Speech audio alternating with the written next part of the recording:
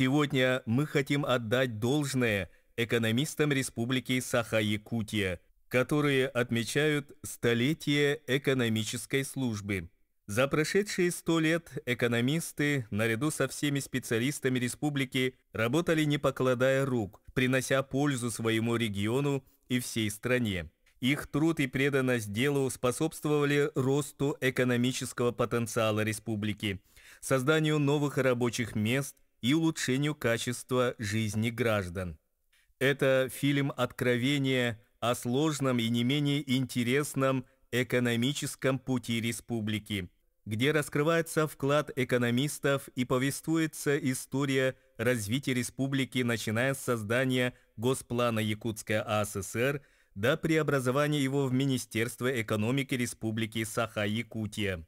Фильм посвящается столетию экономических служб Республики Саха-Якутия.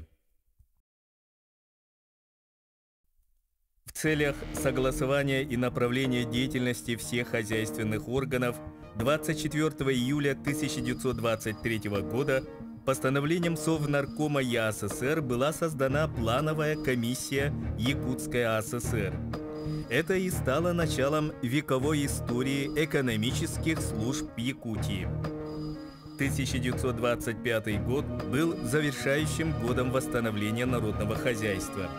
Экономика республики преимущественно оставалась аграрной, с мелкими и раздробленными крестьянскими хозяйствами. В сентябре 1928 года 6-я Якутская областная партийная конференция обсудила вопросы о директивах по составлению первого пятилетнего плана на 1929-33 года и коллективизации сельского хозяйства. 6-й Всеякутский съезд Советов в феврале 1929 года утвердил задание первого пятилетнего плана развития народного хозяйства Якутии, основной задачей которого было приближение уровня жизни населения республики к уровню передовых республик Советского Союза. Был разработан и утвержден генеральный план реконструкции народного хозяйства республики на ближайшие 10-15 лет, и на основании вот этого плана как раз разрабатывались первые пятилетние планы, довоенные пятилетки. И, естественно, самое больное место, что тогда было у нас? Транспортная изолированность от остального Советского Союза, да? И в первую очередь они ставили вопросы о развитии транспорта, строительства дороги Амурской от Невера, да? Автодорожные, это и в будущем строительство железной дороги, развитие воздушного сообщения, развитие речного транспорта и, естественно, развитие золотодобывающей промышленности и геологоразведка. Естественно, самая главная задача всегда при планировании – это конечная цель повышения уровня жизни народа. А в те годы, допустим, на селе, как люди жили-то, в балаганах, в разрозненных аласах, да, и строительство началось такое, не только жилья, но и социальных объектов. Уже было построены школы, детские сады, очень много клубов, поскольку надо было учить население читать. Ну и тут 1941 год, грянула война, естественно, вся республика уже работала самоотверженно, в полную мощь, да, перевыполнялись планы по добыче золота. И самое главное, вообще в эти годы было открыто месторождение слюды в Алданском районе, и уже к 1942 году заработало предприятие. И очень качественную продукцию оно поставляло. Оно же, слюда шла еще на нужды обороны, да? Сельское хозяйство республики трудилось, ну, вообще самоотверженно. Из рассказов вот старшего поколения можно было услышать, как они работали в военные годы. Впервые В эти годы была поставлена за пределы республики рыбная продукция республики, да, много пушнины отправлялось, золото. Ну, вся республика работала только на победу. В этом, конечно, большой труд экономистов, плановиков, да, но поскольку те времена были, надо было составлять и пятилетние планы, потом ежегодно текущие планы. За годы 8-й пятилетки народное хозяйство развивалось ускоренными темпами. Основные экономические и социальные задачи были выполнены. Возросли объемы производства, его технический уровень и эффективность, укрепилась производственно-техническая база промышленности. В 2,7 раза увеличились основные фонды. Был достигнут опережающий рост важнейших отраслей цветной металлургии, энергетики и строительной индустрии. 9-я пятилетка по темпам развития большого абсолютного прироста производства была лучшей пятилеткой для республики. Именно в эти годы, в 1975 году, были начаты работы по строительству железной дороги непосредственно на территории республики. Госплан развития народного хозяйства на 9-ю пятилетку предусматривал увеличение объема валовой продукции промышленности в 1,6 раза, в том числе предприятий союзно-республиканского подчинения на 69%, местной промышленности в 2 раза, выработки электроэнергии в 2,8 раза. Планировалось увеличение добычи золота, олова, газа, производство строительных материалов, ввод в эксплуатацию Моставского месторождения газа. Ведущее место в 10-й пятилетке занимали отрасли цветной металлургии, алмазодобывающая, золото и олово-добывающая, сурьмяная.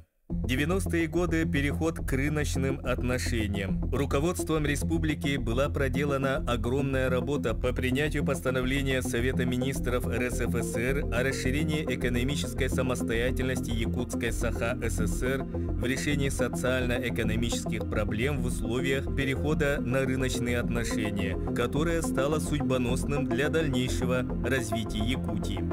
При создании рыночных механизмов требовалось не допустить сбоев в основных принципиальных системах жизнеобеспечения, в связи с чем во главу угла была поставлена структурная перестройка экономики, задачи по созданию новых производств и отраслей. В этот период прорабатывались вопросы организации алмазогранильного производства в республике, поддержки ювелирной, камнеобрабатывающей, легкой промышленности, переработки сельскохозяйственной продукции.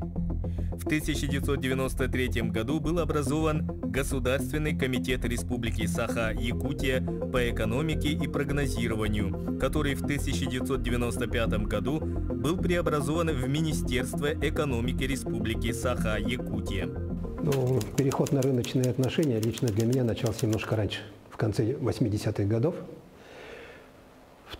В те годы мы получили заказ на разработку плана приватизации транспорта Якутии.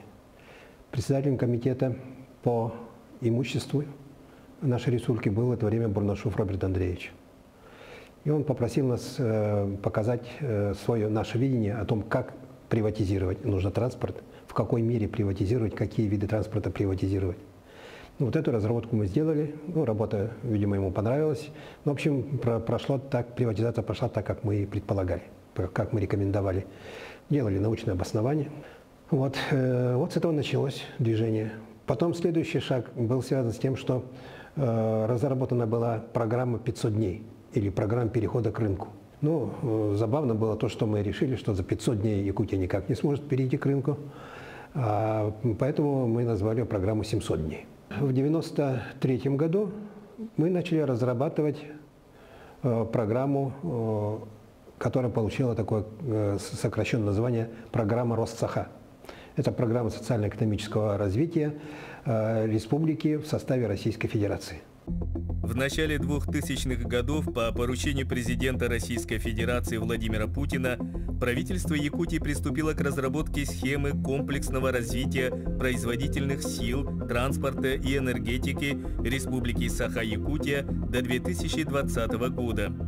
Была создана большая рабочая группа. Возглавлял разработку президент Вячеслав Анатольевич Штыров. Он осуществлял общее руководство. С принятием схемы 2020 в республике вновь после советского периода началась реализация кластерной политики формирования крупных промышленных узлов. Был взят курс на комплексный подход к развитию территории, где были взаимоувязаны друг с другом освоение минеральных ресурсов, их первичная переработка на единой энергетической, транспортной и социальной инфраструктуре. Эта программа выходит далеко за рамки принятого тогда в Российской Федерации трехлетнего планирования. И то трехлетнее планирование, только бюджет 3 года планировали, а все остальное там, как оно получится. Значит, и в этой связи это необычное дело для Российской Федерации. Второе. У нас такие огромные проекты, вот создание нефтяной промышленности, значит, газовой промышленности, строительство железных дорог, освоение месторождений в Южной Якутии, там, апатитовых и все остальное, которое имеет значение и для нас, но не столько для нас, сколько для всей Российской Федерации в целом. И мы сумели вот разработать эту программу. Это был нелегкий труд. И там участвовало огромное количество институтов, и наших республиканских, и дальневосточных, и московских, и Академии наук. Вот если мы посмотрим, на что рассчитана программа, ну, схема, там 3 крупных блока, вот в экономическом плане. Это модернизация действующих отраслей народного хозяйства. Сама по себе задача сложная. Но какие действующие? Алмазная промышленность. Надо было там и на подземную добычу переходить, урегулировать геологоразведочную работу, и новые способы обогащения найти. Это все деньги, это все время, это все проекты, это люди. Надо было, значит, в золотодобывающей промышленности от преимущественно рассыпных месторождений перейти на добычу рудного золота, вот как сейчас Нежданенко. Или на Алдане у нас несколько таких крупных предприятий, ну тоже Селекдар, там, или Лунная и так далее. Второе направление – это создание совершенно новых отраслей, которого раньше не было у нас. Это и нефтяной комплекс, это и газовый комплекс. Это, между прочим, и цветная металлургия, потому что, в общем-то, добыча, значит, золота – это для нас традиционное дело. А вот полиметаллы, их же у нас практически не было, кроме олова. А вот надо добыча свинцово-цинковых руд там, и других, это совершенно новый вид деятельности. Железной руды, металлургия – это новые отрасли. В будущем развитие или добыча апатитовых руд и создание фосфорных удобрений. Я все-таки надеюсь, что и завод синтетических моторных топлив, и завод по производству калийных удобрений в Южной Якутии будут созданы. Значит, если, конечно, мы приложим к этому усилия. Но при всей величине этих задач в фундаменте находится инфраструктура. Железные дороги, автомобильные дороги, линии передач, электростанции. Одно без другого не сделаешь. Значит, так. И поэтому она и есть такая комплексная. Значит, хочешь развить новые отрасли, чтобы получить новые доходы в бюджет республики, сделай 1000 километров линии передач вдоль всей трассы нефтегазопроводов. Значит, хочешь, значит, получить угольную промышленность в новом своем качестве, построй железную дорогу. То есть это все взаимосвязанные задачи, одна без другой не решается. Поэтому приходилось решать все сразу. Ну, в принципе, я даже вот сейчас оглянулся назад, такие проекты осуществлены, что это, будем говорить, большое счастье для нашей республики. Министерство экономики Республики Саха-Якутия является ведущим органом исполнительной власти Республики Саха-Якутия, осуществляющим разработку, координацию и реализацию государственной социально-экономической политики, включая определение путей развития экономики и методов ее регулирования, обеспечивающих достойный уровень жизни людей в условиях Севера путем создания социально ориентированной экономики. А после 2015 года появились новые инструменты инновационного стимулирования, да, такие как территория опережающего развития, и региональные инновационные проекты, приоритетные инновационные проекты. И именно вот эти инструменты, они дали возможность обновиться именно производственным фондом в таких отраслях, как угледобыча и золотодобыча. И приоритетные инвестиционные проекты – это создание инфраструктуры за счет федеральных источников, строительство дорог, линий электропередач. Вот Верхнемунское месторождение, да, которое в 2018 году было введено, тоже состоялось также благодаря финансовой поддержке за счет федерального бюджета приоритетного инвестиционного проекта. Нежданинское месторождение тоже, да, воспользовалось этими инструментами поддержки. И таким образом основные фонды обновились, были созданы новые. И вот сейчас вот как раз вот этот этап, 2018 год, да, 2022 год, позволил получать, скажем, высокие темпы экономического роста благодаря вот этому обновлению. Да. И в 2018-м, значит, последние 5 лет темпы экономического роста уже превышали 3-4% в год ежегодно. Да. Большое внимание, которое уделялось созданию инфраструктуры. Инфраструктура – это автодороги, значит, линии электропередач. И в 2019 году уже тоже благодаря схеме 2020, да, энергосистема Якутии перестала быть изолированной, кроме, понятно, арктических районов, да, и объединилась с энергосистемой Сибири и Востока. Это тоже большое значение имеет для экономики, потому что все равно энергетика – это основа, да, основа всего. Ну и строительство железной дороги до Нижнего Бестяха, значит, строительство автодорог, да, сквозной проезд, федеральная ФАТ Вилюй, значит. В период пандемии, да, в пандемию, значит, большое внимание было уделено поддержке населения и малому и среднему предпринимательству, да, потому что крупные проекты, да, они будут реализовываться, несмотря на то, что происходит, да, вокруг, но основа, конечно же, это была поддержка малого и среднего предпринимательства. Мы тогда в свое время, значит, освободили полностью от налогов, ну, сократили до минимума, да, на 1 квартал в 2020 году. Выдавали льготные займы, и благодаря вот этой вот поддержке, значит, малый и средний бизнес, количество занятых в малом и среднем бизнесе не сократилось, наоборот увеличилось, да, была поддержка также самозанятости.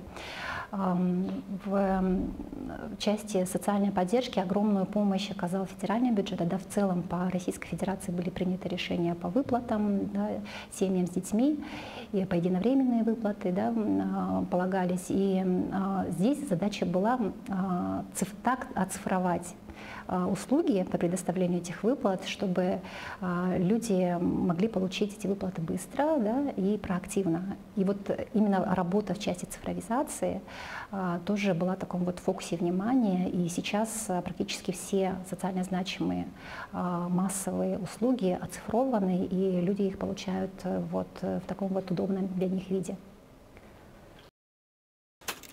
За предыдущие 5 лет в сравнении с другими дальневосточными регионами у нас отмечается самое быстрое снижение бедности. Это с 19,6% до 15,6%.